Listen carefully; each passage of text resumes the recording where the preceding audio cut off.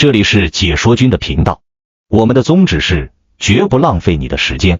今天我们将带你走进经济学家洪灏的最新演讲，深入探讨人民币在国际贸易中的作用，以及中国如何利用人民币对冲关税压力。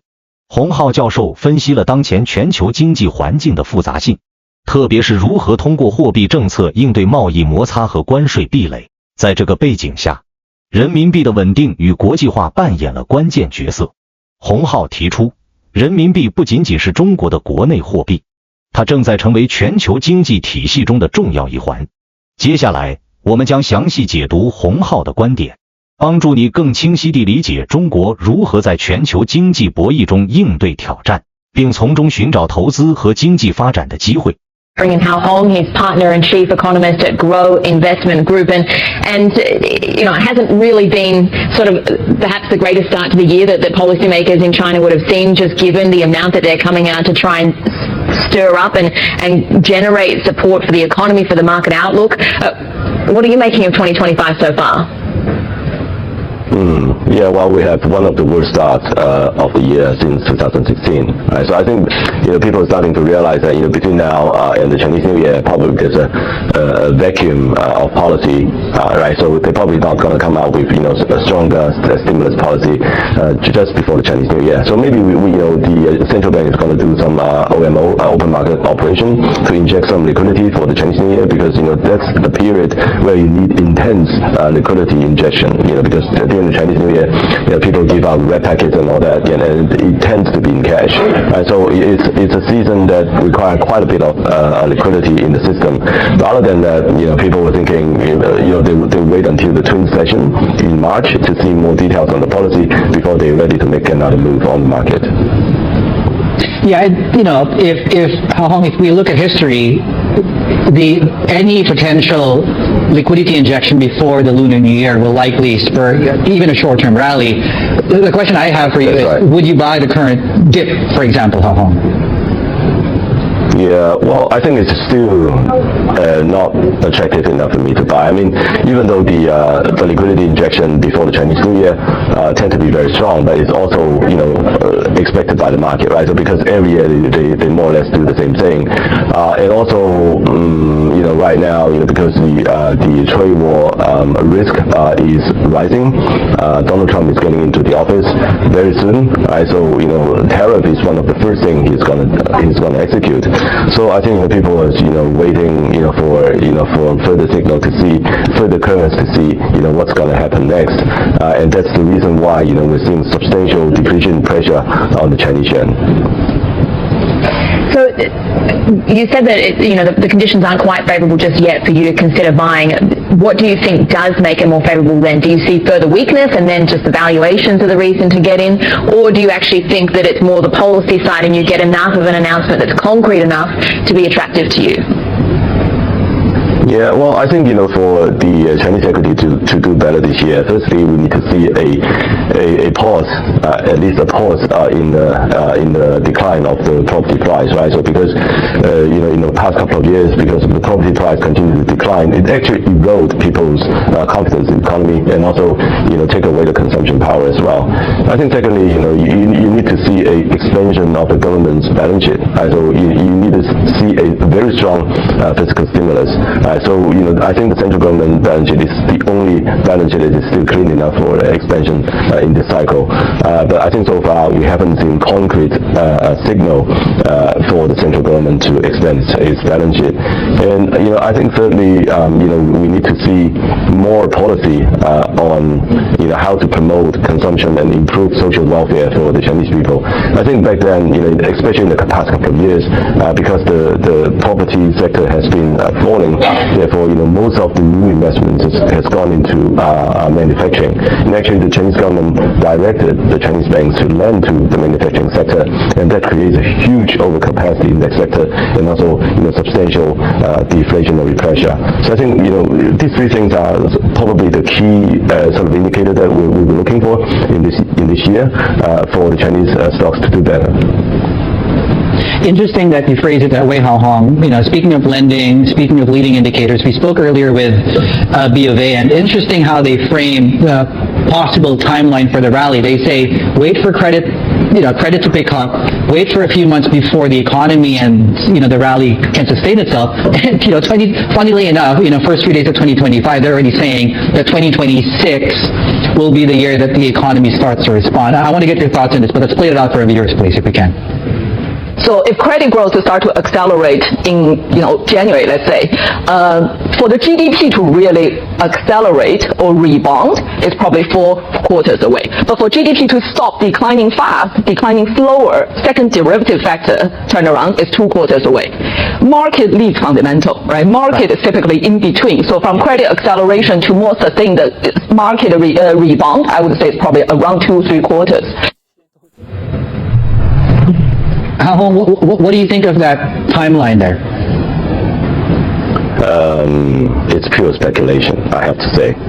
I think in late September, we've seen a large injection of liquidity into the system, right? So the PBOC came out and said, wow, we're going to lend you, 300 billion, 500 billion worth of liquidity to buy stocks, and people get excited. And the market ready for 2 weeks and taper off, and we've been falling since then.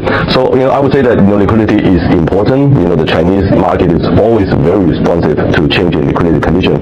But then at the same time, one has to realize that at this moment, there's more than enough liquidity in the system. Right? So if you look at the short-term Chinese Treasury, now it's approaching 1%. Right? So the 10-year Chinese Treasury is making his historic low, and it's actually lower than the Japanese JGB.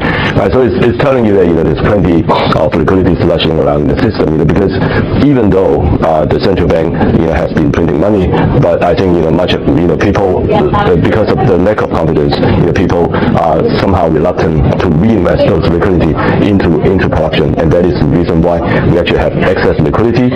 If you look at the Chinese household, the bank deposit has increased from 10 trillion yuan to 15, 16 trillion yuan, maybe even more. Right? Much of this money is looking for a home, and that's the reason why you have abundant liquidity and also a suppression of the Chinese bond yield in the market. That's sort of the problem. I mean, it's the perception. People want to need to feel confident to borrow. They need to feel confident to invest. Right. You're in Shanghai right now. I'm wondering what the sense is that you're getting on the ground when you're talking to people there, because I think it's also just interesting the timing. We are just a couple of weeks out now from the Lunar New Year break. People are still kind of in that wind down phase as well. Yeah, I think, traditionally during this time of the year, people will be, packing up, getting ready to go home.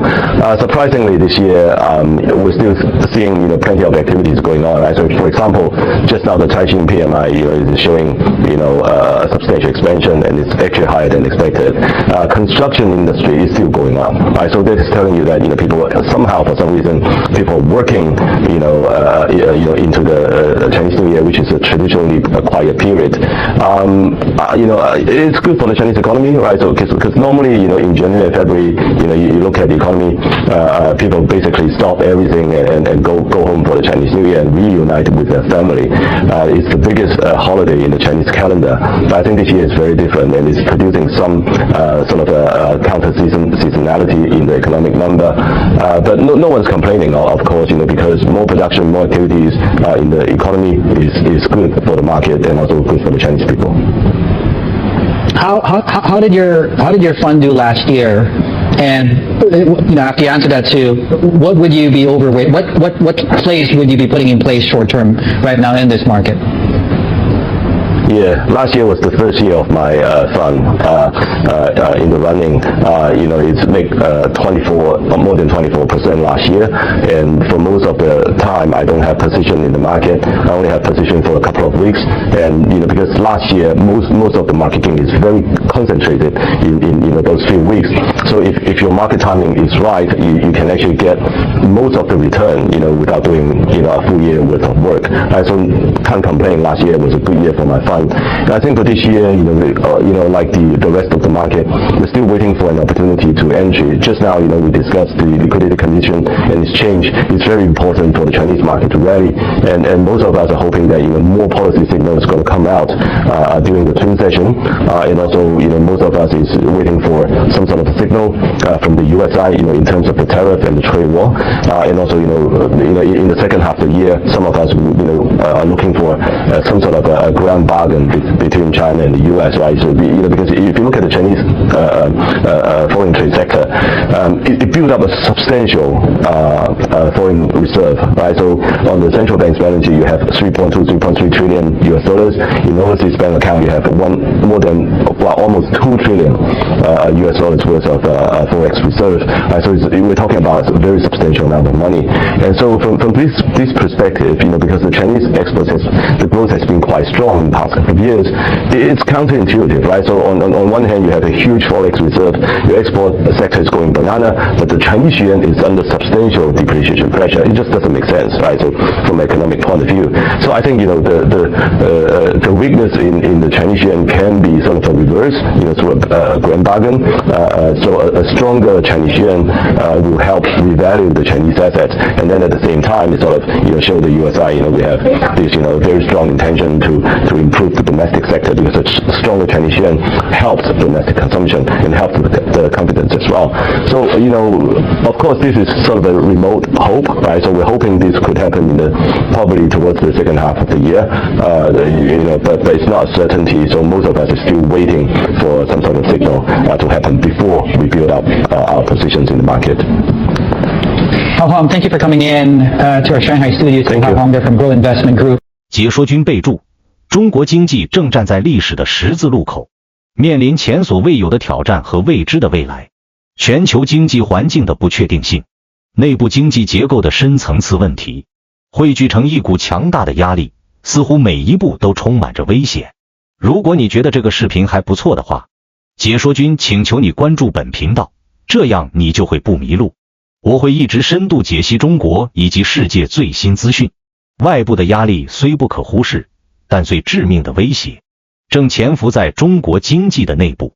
从货币政策到财政政策，这些工具是否足够灵活和及时，能够应对全球经济的动荡？这种不确定性已经成为中国未来增长的最大隐患。人民币的汇率波动远非市场的短期反应，而是中国经济深层次问题的体现。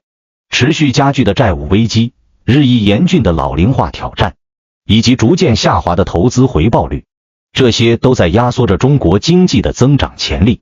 外部的全球不确定性和内部改革的迟缓，交织成一张难以挣脱的困局。中国是否能在这个风云变幻的全球经济大背景下，保持住应有的增长力，仍然无法预测。大家什么观点？欢迎一起讨论。而更大的疑问在于，中国未来是否还能依赖过去那种高速增长的模式？人口红利的逐步消失，产业结构的转型难度，以及消费的疲软，都在重新塑造着中国经济的面貌。洪灏曾警告，中国经济面临的压力可能会远超所有人的预期。中国是否能突破现有的瓶颈，找到新的增长动力，正是未来中国经济成败的关键。未来中国的经济走向或将决定全球经济的走势。如果中国在未来几年内无法有效应对这些挑战，这场经济风暴所带来的连锁反应可能远超任何预料。中国能否挺过这场经济风暴，改变命运？